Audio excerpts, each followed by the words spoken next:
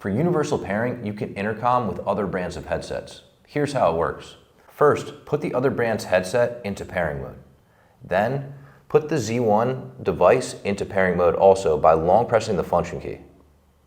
Start pairing. Then, double-click the intercom key to put it into universal pairing mode. Universal pairing. Universal connected. Once the two devices are connected, you simply need to double press the function key one more time to confirm the connection. Once you hear the headset make a boop boop sound, you know that you've connected. You can double press the function key one more time to leave the universal pairing connection.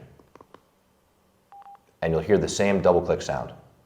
And what if you want to connect another ASMAX Bluetooth headset device after you've already set up the bridge networking? That's no problem.